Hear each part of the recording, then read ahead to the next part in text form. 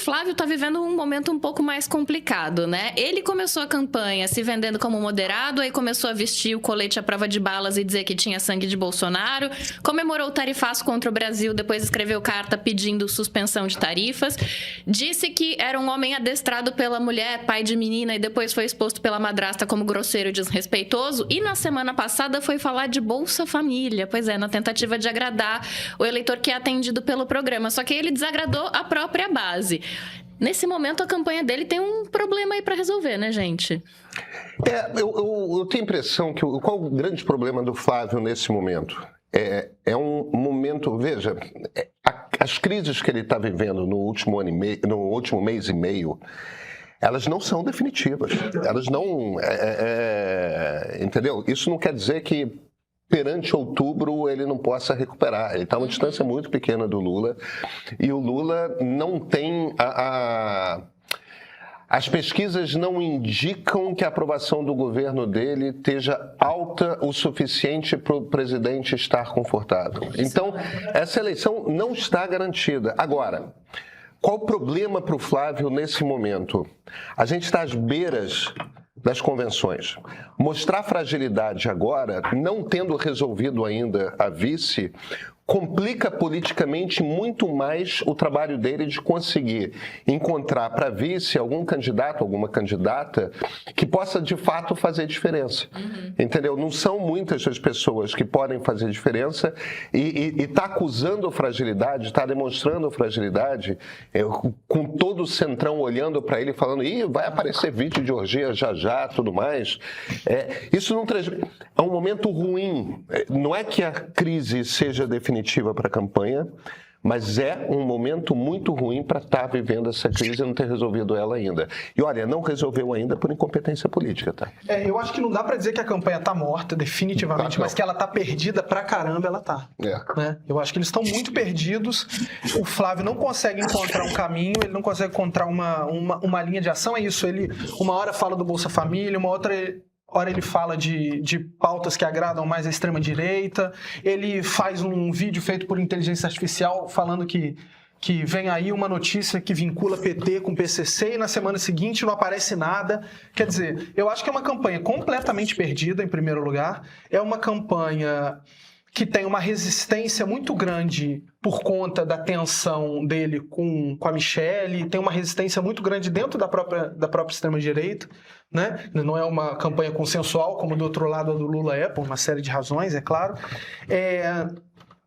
O que ele poderia ter, se a campanha do Flávio não melhorar, ela não encontrar um rumo, os candidatos da direita que poderiam ser auxiliares na hora de bater no Lula podem se voltar também contra ele, como estão se voltando, né? O Caiado tem sido muito... O Zema menos, mas o Caiado tem sido muito incisivo em atacar o Flávio. Então é uma série de problemas que ele não tem uma direção, né? A campanha não tem uma coordenação clara. Quer dizer, em algum momento o presidente do PL parecia que seria o coordenador da campanha, mas ele foi sumindo também, né? Até porque agora o nome dele volta a aparecer envolvido em escândalos de emendas. É isso, a campanha por todos os lados está sendo minada, né? A gente não vê qual vai ser a saída para o Flávio. Christian? Na verdade, essa pré-campanha dele está bichada já desde o nascimento, né? Quer dizer, nascimento não, porque teve um momentinho ali que ele estava surfando em cima dos problemas do Lula, né? Era o contrário. Dizia que estava jogando parado. Foi só a situação piorar um pouco, do Lula melhorar um pouco, que ele entrou num vórtice, né? Ele entrou num vorkárice, num vórtice de uma espiral descendente. E desde então ele não consegue sair, ele está atirando para todos os lados. Uma hora, já foi falado aqui, uma hora ele é moderado, outra hora ele é radical. Uma hora ele quer se dar uma de moderado, depois ele diz que o pai, né, ele assina para o eleitorado radical dizendo que o pai vai estar com ele na rampa, né? O eleitorado radical é aquele que está em torno do Trump lá nos Estados Unidos, né? Que é para o irmão, que é para o Paulo Figueiredo, que é para essa turma. Ele promete meio que um golpe, né? Ele promete algumas coisas parecidas com um golpe. Num segundo momento, ele dá a cena tenta voltar a acenar pro eleitorado religioso. Outro dia ele saiu de novo tentando requentar a campanha do pai, estava de joelho, com os pastores em cima, com a camisa do Brasil, tentando sequestrar a camisa de volta. Né? Ontem ele estava prometendo celular para as mulheres, não foi isso? Também celular e mais alguma coisa que eu não lembro o que era. Internet de graça. Internet de graça. Internet de graça. Aí tem outro dia também que ele está acenando. Quer dizer, tem uma hora que ele é moderado, tem uma hora que ele é radical, e ao mesmo tempo ele parece que é um conteúdo vazio. Você fica perguntando, quem é afinal esse cara? Pensa o seguinte, todo político vive um pouco na base do oxímoro quando precisa, né? Cada grupo você diz alguma coisa que o agrade, mas você tem que tentar manter uma espécie de uma coerência geral. O problema dele é que ele não parece ser uma pessoa que promete coisas diferentes para ampliar o seu público. Você não sabe bem o que é ele raiz, entendeu? E isso é que mina a credibilidade dele. Na verdade, a gente sabe o que é o Flávio Raiz, né? O Flávio Raiz é o filho de papai, é o cara que nunca trabalhou, é o cara da rachadinha, é o cara, entendeu? É o cara das festas lá, não só ele, né? Com as moças aí, que tá com medo que apareça aí o vídeo, entendeu? Então é difícil porque ninguém consegue chegar. As pessoas querem chegar perto. O eleitorado antipetista é muito grande. Ele é quase igual ao eleitorado petista, só que ninguém sente firmeza nele. Todo mundo sabe, na verdade, que ele é fraco. Todo mundo sabe, na verdade, que ele não tem capacidade de entregar aquilo que ele está prometendo. Entende? E ele não consegue se desvencilhar disso, e todo mundo sabe que daqui a pouco vai aparecer outro problema, vai aparecer outro escândalo, vai aparecer um outro vídeo, ou vai aparecer outro tarifaço, Na verdade, ele ficou... Quando ele se envolveu com esse negócio de Trump, com o irmão lá fora, ele entrou numa enrascada porque ele não controla a Casa Branca, ele não controla o que vai acontecer lá, e ele também não controla o governo Lula. Ele não controla se o governo Lula vai retalhar, se o governo Lula vai fazer a lei da reciprocidade. Né? Ele está na mão, na verdade, a política externa que ele estava achando, junto com o irmão, que ia usar para superar os entraves decorrentes da prisão do pai, dos entraves decorrentes do Supremo Tribunal Federal. Ele achava, né, o tempo inteiro que ia ter que poder usar essa força externa para dentro. Ele agora ficou refém disso também. Ele ficou refém dessa pauta da política externa, que na verdade fica na mão do Lula e na mão do Trump. Entende? Então, e se de fato, como a gente viu na última eleição, a gente costuma ver nas eleições em geral, a tendência é o incumbente ir melhorando com o tempo, ainda que pouco, por conta do fato de ter a máquina na mão, né? E acho que o Pedro falou isso aqui, e há quem diga, parece que isso é verdade, que aos pouquinhos o Lula vai melhorando. Essa eleição você não precisa de muito. Basta você ganhar uns 5 pontos, aí 3, 4 pontos já, ele já está um pouco na frente. Basta o Lula estar um pouco melhor e o Flávio continuar encalacrado para essa eleição acabar sendo decidida. Acho que a situação é essa. A gente entra e sai a segunda-feira aqui onde eu estou e a situação do Flávio continua a mesma, né? Mas eu não tenho essa segurança que você não tem, não, tá? Tipo, quando eu mergulho nos números, o que os números dizem? O presidente Lula tem um piso eleitoral de 35%, 36%. Isso é uma enormidade. Tipo, isso é dele. Ninguém tira. Isso é um voto lulista. Tem um voto petista ali no meio, mas é principalmente um voto lulista, que é um voto dele, que pertence a ele e que ele não perde. Mas tudo indica que o teto dele é 40% dos votos. Que, veja, não é pouco. Apenas o teto é muito próximo do piso.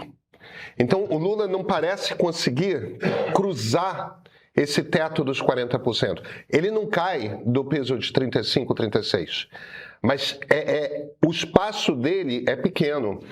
A diferença do Flávio Bolsonaro é que o piso dele é consideravelmente menor. O piso bolsonarista é de 25%. Esse é o voto que, tendo o sobrenome Bolsonaro, o apoio do Bolsonaro, você meio que já sai com ele, embora firme mesmo, esteja na casa dos 12%, 13%, tá? Mas tudo bem. Só de pessoas que acham que não vai ter outro nome mesmo na direita, então vamos lá, ele chega em 25%. O teto é potencialmente maior.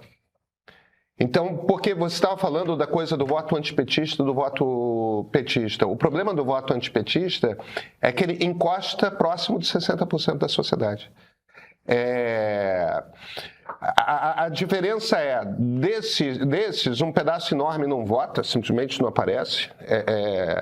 E tem um pedaço grande que, por ser Bolsonaro, não vota. Porque aí Bolsonaro não. O ponto que eu estou tentando fazer aqui é o seguinte: existe um bolsão de votos para o Flávio conseguir conquistar, para o Flávio qualquer um, conseguir conquistar e vencer o Lula. O problema dele é o sobrenome Bolsonaro. A bênção e o problema, simultaneamente, é o sobrenome Bolsonaro. Porque é uma bênção no sentido de que você já sai com 25% dos votos. Aí qualquer outro que esteja correndo por fora não consegue. Porque, vem cá, vamos lá. Renan, Zema e Caiado. Cada um com mais ou menos 3% dos votos, na maior parte das pesquisas. Cara, isso dá quase 10%. O problema é que está dividido. Né? Se qualquer um deles tivesse... O ponto que eu estou fazendo é o seguinte: a bênção do Flávio é ser um Bolsonaro, que isso já bota ele para frente e quase no segundo turno. A maldição do Flávio é ser um Bolsonaro, porque isso traz uma coisa que não tem nenhum outro candidato da direita, que é uma rejeição imensa. E aí vira uma coisa de uma briga de rejeições. Uma quantidade desse voto, esse voto antipetista é contra a corrupção. Aí não vota no Flávio. É por isso que ele tem essa queda. É por isso que ele não consegue encostar. Ele tinha encostado no Lula. Até o negócio do Vorcaro. Até o negócio da Michelle chamando ele de machista. Porque a gente esquece com muita frequência, quer dizer, não a gente, né? Mas muitas pessoas às vezes esquecem que um pedaço muito representativo e muito relevante e eleitor atento, né, desse voto conservador é feminino. E você tem um pedaço do voto que é masculino, que é super anticorrupção. E a gente às vezes acha, nós analistas, que esse voto anticorrupção é pura balela, no sentido de que, tudo bem, é anticorrupção quando é do Lula, né? Mas aí quando é Bolsonaro passa a mão. E nem todo mundo.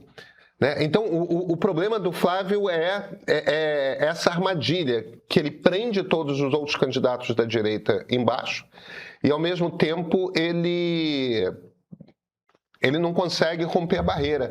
Agora, eu realmente acho que tem um pedaço aí de chance para ele virar, tá? Um algoritmo que decide sem te avisar quem vai ser seu inimigo hoje.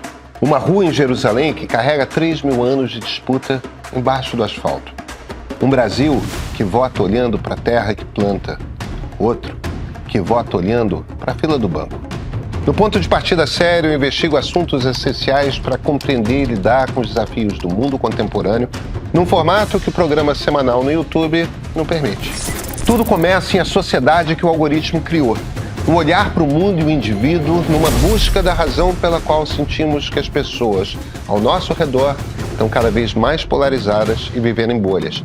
Depois desse capítulo, tivemos o lançamento de 3 episódios sobre Israel e Palestina. Um conflito onde quase todo mundo já chega com o lado escolhido, mas que eu fui a campo entender as raízes. Passei 10 dias em Israel, entrevistei gente dos dois lados, caminhei pelas ruas onde nasceu essa guerra para compreender essa complexa realidade.